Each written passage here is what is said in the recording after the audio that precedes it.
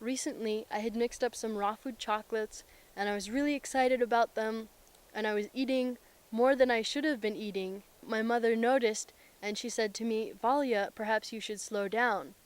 Although I recognized that her advice was sensible, the effect her words had on me was to evoke an enormous amount of resistance. It was as though a tsunami of resistance was crashing over me, and I found myself acting irrationally, going out of my way to eat more of these chocolates and even make a display of it. Later that day, I sat down with my mother to have a conversation about why this was happening, and I found that it was because I was hearing more than what she was saying. In her words, I heard an attack, even though she wasn't actually attacking me and had really good intentions. When she said, maybe it's a good idea to slow down, I heard more than what she was saying. I heard her say, "You're not eating well enough, you should be eating better, you're not good enough." Now notice that none of these words actually came out of her mouth. These are my fears about myself that I was projecting onto her, thereby producing an explosively defensive reaction. The effect of force and pressure are always the same: defiance. When it comes to diet, force and control are not only ineffective, but also counterproductive. This is because both parties become defensive, and in their defensive reaction, they are willing to act irrationally to prove a point. It turns into a battle of wills. Luckily, this is completely unnecessary, because when there is no pressure and no force, there is nothing to resist, and therefore no need for a defensive reaction. The natural reaction when anyone feels forced to do something is to rebel. So, and which is just right and good and wonderful, because it's against who we are.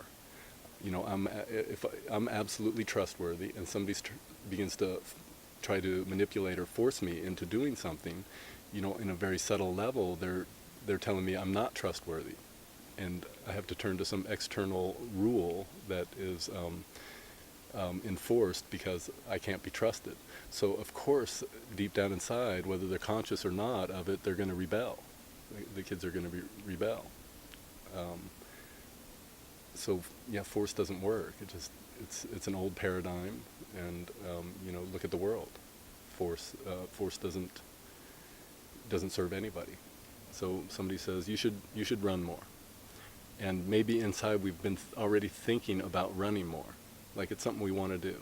But we hear that person, and since we have all these beliefs, like you know, I'm not good enough, there's something wrong with me, those kinds of beliefs, the world's against me, I'll never be good enough. So then we hear through those beliefs. So when somebody says you should run more, I might hear them as they're telling me I'm wrong. There's something wrong with me. Well, if somebody tells me there's something wrong with me, of course I'm going to rebel and do the opposite, even though I want to run. In psychology, the given behavior is called negativism. This phenomenon can be observed in what is known as crisis periods throughout one's life. Most commonly, crisis periods show up at the ages 3, 6, and later on during the teen years. At these times, human beings begin forming their self-concepts more intensely and are pushed to think for themselves. For example, at these ages, children often intentionally try to do the opposite of what they are told. When you tell your child, "Don't do this," that is exactly what he or she wants to do. Many parents have noticed that when they forbid their children even from something positive in revolt, the children completed the positive task.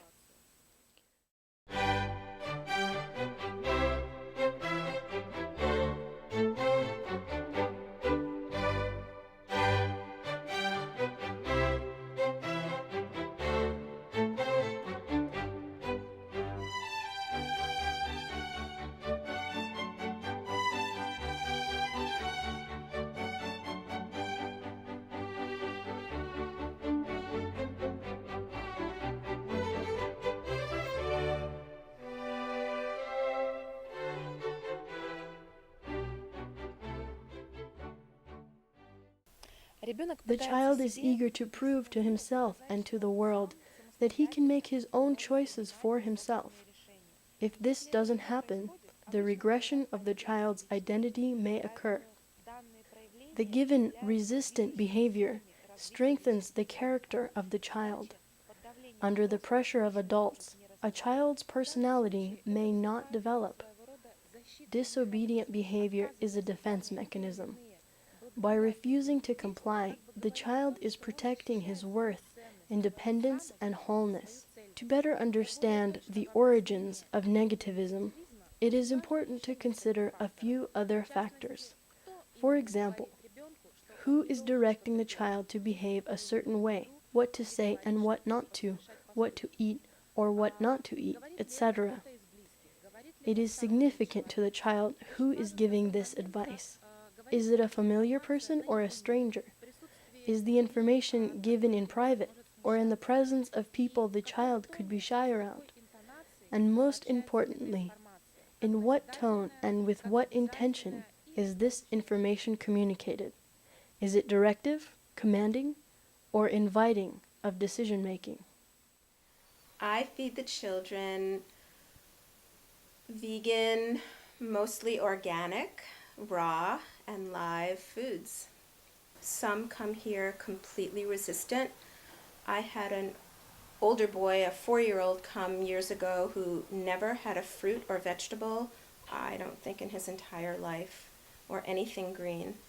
And every day I would give him a micro amount of food, like a teaspoon of food on his plate, and I would say, please eat this one bite of food. And he would. It took him a long time at first, but he ate the one bite, and incrementally I would increase that to where when a year later, when he needed to move along to go to school, his mom said, I need all your recipes and I need to know what you're doing. I want to do it at home. And that's what he was asking for. But with the group, they all learn to love it. Everyone has, it's always gone that way. I've never had a child stay resistant. I find often parents come in and they look at the board with the menu of what the children are eating here, and they say, well, does my kid eat these things? And we say, oh yeah, they love them. And they say, well, they never eat them at home. And I found that it's the power of the group of children over one specific child that really makes a difference. So, you know, if a child is new and they come here and they see the foods that at home they would never eat, they look around the table and they see all the children munching on the sprouts and things, and they think it's the in thing to do, and so they just join in. Eventually it might take a day or two for them to, you know, give it a go and get the courage up to try these new and different looking things. Or if we hear them say, oh, this is gross, or I don't like this, we'll say to them that we're learning to like it because it's new food, and we ask them to say that when they aren't enjoying something so much. We say, I'm learning to like it. And it's very neat to see how quick they pick up on that. They'll go from, you know, talking about how yucky something is, and then the next day they'll be tasting the same thing and say, I'm learning to like this sprout.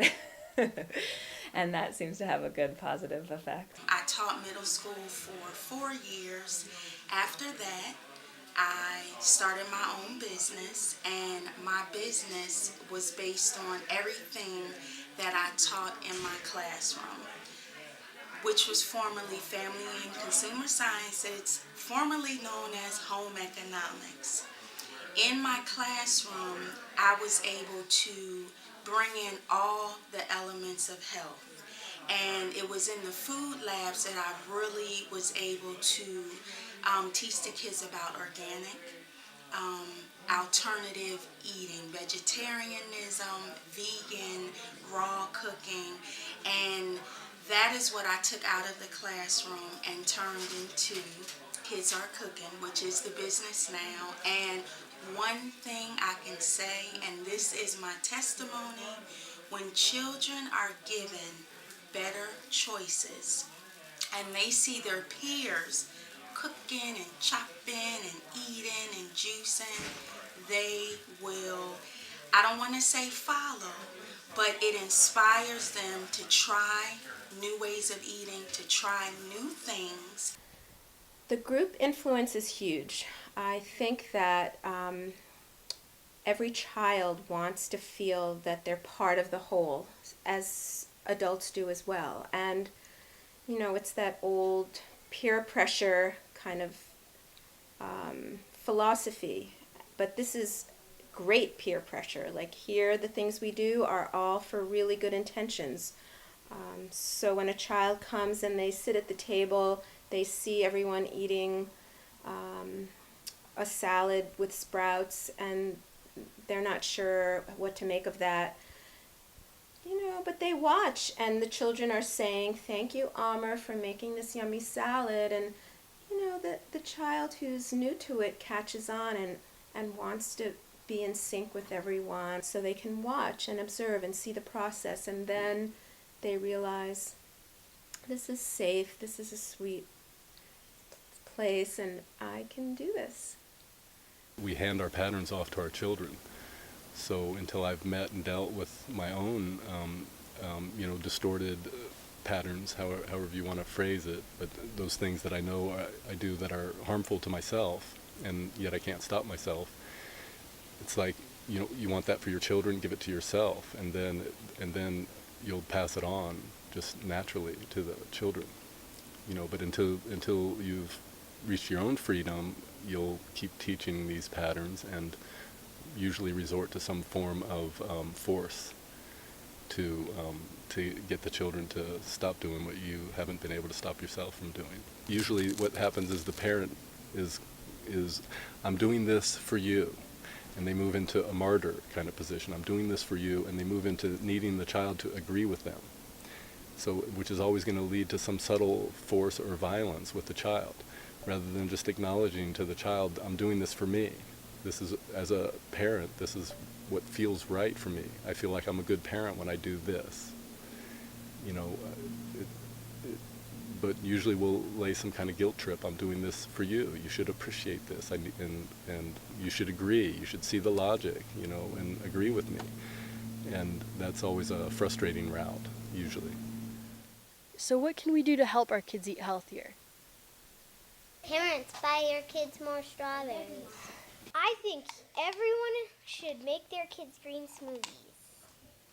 I think you should grow a garden so that you can have healthy organic fruits and vegetables. If you eat lots of candy and stuff, if you do that, it would make you very sick. It can. And drinking greens will make you healthy, but on top of that, you have to eat fruits and vegetables. And if you're one of the people who like candy, you could have a little bit and then drink a green smoothie after that. I think we should start using hydrogen and solar power more so it'll make organic food cheaper. Kids don't like vegetables, or they act like that because they just want to eat things that taste really good, even if it's like something that's really bad for you. It's important that healthy foods taste really good, so yeah.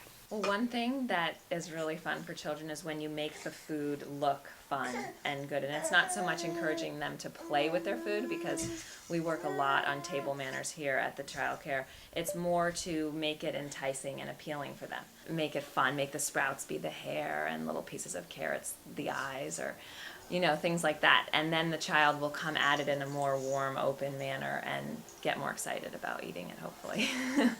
Another thing is to use color and make things attractive and fun, and include the children to help to go pick things out at the store, or pick from the garden, or help plant the foods and watch them grow and harvest them and be part of the process. That always is really helpful. And to use simple recipes at first, so you don't feel overwhelmed. Give children better choices. Let them cook with you. Let them taste different things, and you will be amazed at how they will respond.